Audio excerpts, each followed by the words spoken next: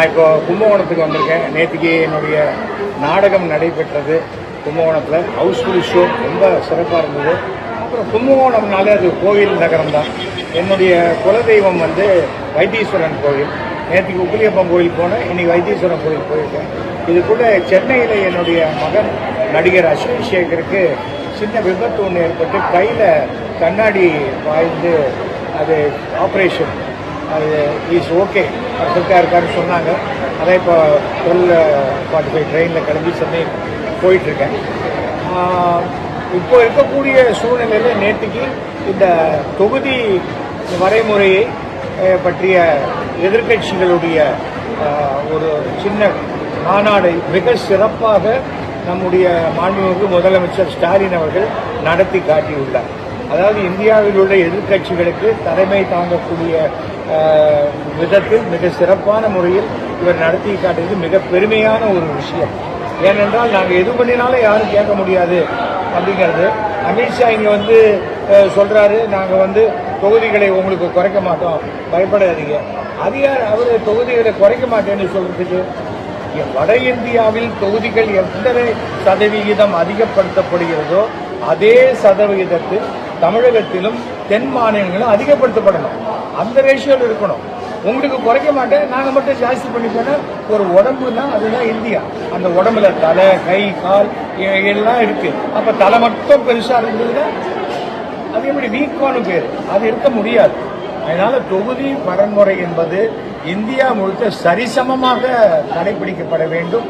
அதுல முக்கியமான ஒரு விஷயம் என்னன்னு சொன்னா இந்தியாவில் ஜனத்தொகையை கட்டுப்படுத்தணும் அப்படிங்கிற ஒரு முறையில் ஆரம்பத்திலேயே குடும்ப கட்டுப்பாடு கொண்டு வந்தாங்க. அதை தமிழகம் மிக சிறப்பாக கடைபிடிக்கும். அதுக்கு பனிஷ்மெண்ட்டாக தொகுதியை குறைப்பாங்களா? தொகுதியை குறைக்கிறதுனா என்ன அர்த்தம்? நீ ஜாஸ்தி பண்ணினா அது குறைக்கிற மாதிரி தான். வட இந்தியாவில் தொகுதிகள் எப்படி அதிகப்படுத்தப்படுகிறதோ அதே ரேஷியோல தமிழகத்திலும் தென் மாநிலங்களிலும் தொகுதிகள் அதிகப்படுத்தப்பட வேண்டும். அதுதான் முக்கியமான கோரிக்கையாக இருக்கு.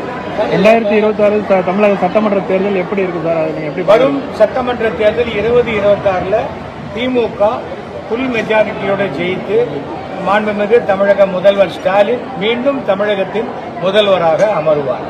தமிழகத்தில் பிராமணர்களுக்கு எதிர்ப்பாக இருக்காகவும் அதற்காக பாதுகாப்பு ஒரு மாநாடு நடத்துறதாகவும் அர்ஜுன் சம்பத் இருக்காரு. அது உங்களுக்கு கருத்து சார்? அர்ஜுன் சம்பத் அவர் ஆல்மோஸ்ட் அவர் பிஜேபியில இணைந்த மாதிரி தான் இருக்காரு அவரு. அதனால அண்ணாமலை என்ன சொல்றாரோ அதை கேட்கக்கூடிய ஒரு கட்டாயத்தில் அர்ஜுன் சம்பத் இருக்காரு. எனக்கு நல்ல நண்பர் தான் அர்ஜுன் சம்பத். நியாயமாக செய்யணும்னா தன் சமுதாயத்தை உயர்த்துறதுக்கு என்ன வேணா செய்யலாமே. இப்ப எந்த பிராமணன் அர்ஜுன் சம்பத் கிட்ட எங்களை காப்பாத்துங்க அப்படிங்கிறாங்க? பூனல் அறுத்ததையோ குடுமையை அறுத்தது அதெல்லாம் ஒரு 50 ஆண்டுகளுக்கு முன்னாடி நடந்தது. அது விவரம் புரியாத இடத்துல நடந்தது. இன்னைக்கு ஒரு குப்பை பொறுக்கிறவனுடைய ஓட்டு தேவை, குடிகாரன் ஓட்டு தேவை, அதே போல யாராக இருந்தாலும் அவங்க ஓட்டு தேவைன்னு இருக்கும்போது ஏன் பிராமணர்கள் ஓட்டு தேவையில்லை? இன்னைக்கு ஒருவேளை சாப்பாட்டுக்கு கஷ்டப்படக்கூடிய பிராமணர்கள், பட்டன் போன் கூட இல்லாத பிராமணர்கள் தமிழ்நாட்டில் 10 லட்சம் பேருக்கு மேல இருக்காங்க. அப்படிப்பட்டவர்களுக்கான நலவாரியம் ஆரம்பிக்கணும் தான் நான் மாண்புமிகு தமிழக முதலமைச்சரை கேட்டிருக்கேன். மாண்புமிகு தமிழக முதலமைச்சர் அதை கண்டிப்பா செய்வாருங்கிற நம்பிக்கை இருக்கு. அப்படி மாண்புமிகு தமிழக முதலமைச்சர் தமிழ்நாடு பிராமணர் நலவாரியம் ஆரம்பித்தால் நான் 5 லட்சம் ஓட்டுகளை நான் திமுகவுக்கு கொண்டு வருவேன். ஏனென்றால் பிராமணர்கள் யாருக்கும் எதிரிகள் கிடையாது. நல்லது செய்தவர்களுக்கு வாழ்க்கை முழுவதும் நன்றி கடன் பட்டவர்களாக இருக்கக்கூடிய மனோபாவம் உடையவர்கள். எந்த கிரிமினல் கேஸ்ல, எந்த கம்யூனல் கேஸ்ல அவங்க பேர் கிடையாது.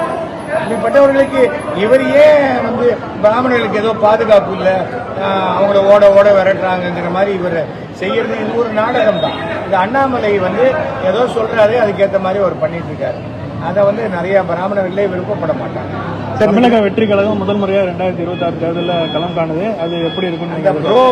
ப்ரோ அப்படின்னு கூப்பிடுறதெல்லாம் ரசிகர்களுக்கு பிடிக்கும். ஒரு ரசிகர் என்பவன் அந்த பிடித்த நடிகருக்கு பாலாபிஷேகம் பண்ணுவார், கட் அவுட் வைப்பார், எல்லாம் வைப்பார்.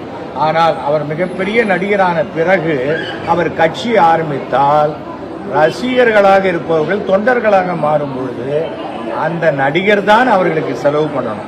அந்த செலவு பண்ணணும் தவிர ஒரு சினிமா எடுத்தாக்க அது 500 பிரிண்ட் போட்டால் எல்லா ஊருக்கும் போகும். ஆனால் கட்சி ஆரம்பிச்சா 500 ஊருக்கு நேரம் போகணும்.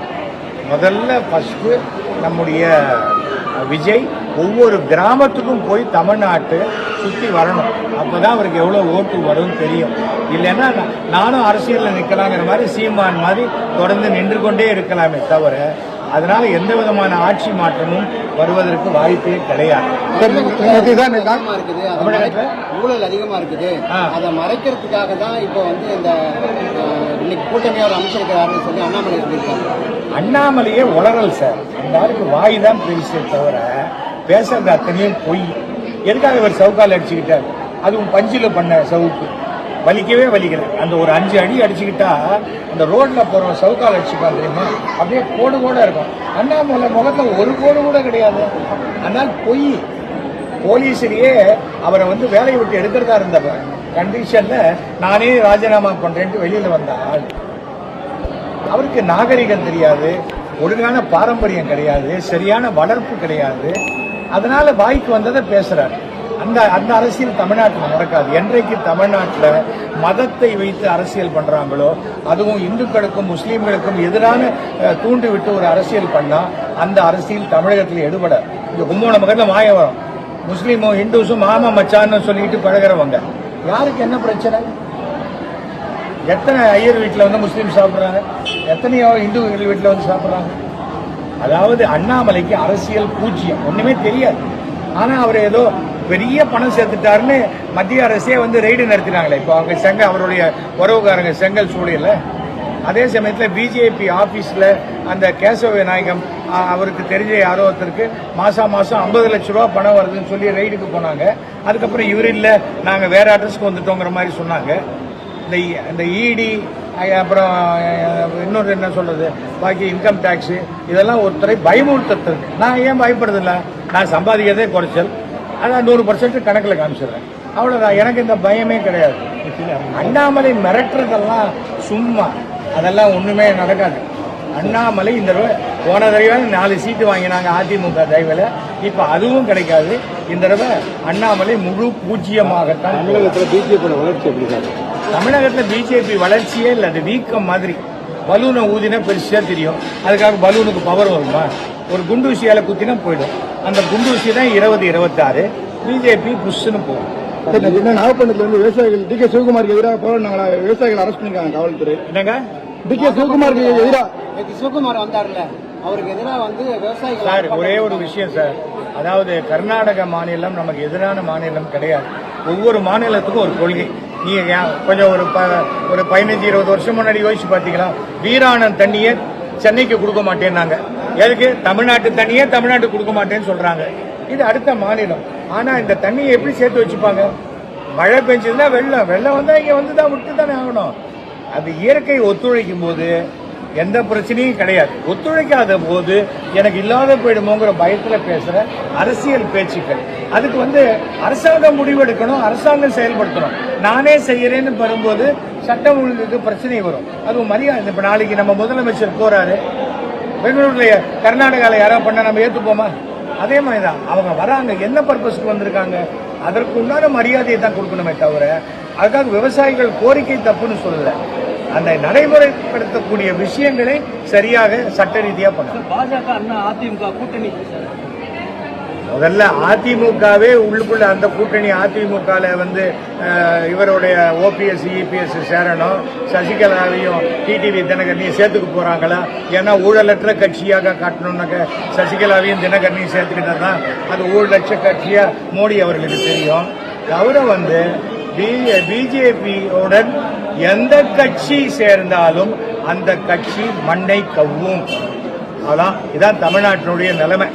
பிஜேபி இல்லாம இருந்தா கூட ஒரு 10 ஓட்டு வாங்கணும்னாக்க பிஜேபி சேர்ந்ததுன்னா அது பூஜ்ஜியமா போயிடும். தமிழகத்தில் சட்டம் ஒழுங்கு சார் தமிழ்நாட்டில் 10 கோடி பேர் இருக்காங்க சார்.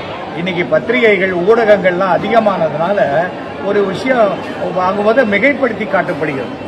சாதாரணமா என்ன நடக்குதோ அது நடந்துகிட்டு இருக்கு. இப்போ போக்சோ சட்டம் வந்தது, அதுக்காக அத்தனையும் சரியா போச்சு. அதுக்கு என்ன காரணம் என்றால் மாணவர்களுக்கு நாம கல்வியை போதிப்பதை விட ஒழுக்கத்தை போதிக்க வேண்டும். ஒழுக்கத்தை தான் நம்ம கற்றுக் கொடுக்கணும். அந்த ஒழுக்கத்தை கற்றுக் கொடுத்தாலே சரியா இருக்கும். படிப்பு மாத்திரம் இருந்தா போறாது. அப்ப படிச்ச கிரிமினலா இருப்பாங்க. படிப்பு இல்லைன்னா கூட ஒழுக்கமானவர்களாக இருந்தால் சமுதாயம் ஒழுக்கமாக இருக்கும். இன்னைக்கு பார்த்தீங்கன்னா அதே விகிதாச்சாரத்தில் தான் அந்த எல்லாமே நடந்துகிட்டு இருக்கு, குற்றங்கள்லாம் நடந்துகிட்டு இருக்கு. தவிர பார்த்தா ரோட்ல போற நல்லவனை யாரும் வெட்டிடுறது இல்லை, ஒரு ரவுடியை தான் வெட்டினாங்க, ஒரு கொலைகாரனை வெட்டினாங்க, இப்படிதானே வருது கேஸ். நீங்க பாத்தீங்களா? அதனால இது பழிக்கு பழி வாங்கும் நடவடிக்கை. இது சினிமாவில் காட்டும் போது கை தட்டுறோம், நேரம் வரும்போது ஐயோ சட்டம் ஒழுங்கு கெட்டு போச்சுன்னு சொல்றோம். அவ்வளவுதான். நமக்கு எதிர்க்கட்சிகள் என்பது ஆக்கப்பூர்வமான விஷயங்களை செய்கிற வரைக்கும் பிரச்சனை கிடையாது. அவங்க வெறும் அரசியல் மட்டுமே செய்து கொண்டிருந்தால் இந்த மாதிரி விஷயங்கள் பெரிதுபட்டு தான் காட்டப்படும். தேர்தலில் திமுகவுக்கு பிரச்சாரத்துக்கு நீங்க போவீங்களா? திமுக கண்டிப்பாக நான் மாண்புமிகு தமிழக முதல்வர்கிட்ட இந்த அந்தனர் நல வாரியம் கேட்டிருக்கேன். அது கொடுத்தால் கண்டிப்பாக தமிழ்நாட்டில் இருக்கக்கூடிய அந்தணர்கள்ல 5 லட்சம் ஓட்டுகள் என்னால் வாங்கி தர முடியும். இன்னைக்கு என்னுடைய 7000வது நாடக விழாவுக்கு மனம் திறந்து அந்த ஒரு 40 ஆண்டு கால நட்பை அப்படி பாராட்டினாரோ அதற்கு என்னுடைய நன்றி கடனாக முதலமைச்சர் கேட்டுக்கொண்டால் நான் கண்டிப்பாக திமுகவுக்கு பிரச்சாரம் செய்வேன். ஆனால் நான் இனிமே எந்த கட்சியும் சேர மாட்டேன். அப்பவே நான் சொல்லிட்டேன், சார் எனக்கு வயசாயிடுச்சு, என்னை விட்டுருங்க, நாளைக்கு என் பையன் வரானா அவனை தயவு செஞ்சு திமுக சேர்த்துக்காங்க, அவ்வளவுதான். இது என்ன உண்மையை தானே சொல்லணும். எனக்கு நான் இனிமே எந்த தேர்தலையும் நிற்க மாட்டேன்னு 10 வருஷம் முன்னாடியே முடிவு பண்ணிட்டேன். நான் ஏதோ இந்த ஒரு சீட்டுக்காக மயிலாப்பூருக்காக தான் யாராவது நிக்கிறேன்னு சொன்னா அவன் அண்ணாமலை மாதிரி உளருவாயன்னு அர்த்தம். அதுக்கு மேல வேற ஒண்ணுமே கிடையாது. ரொம்ப நன்றிங்க, வணக்கம்.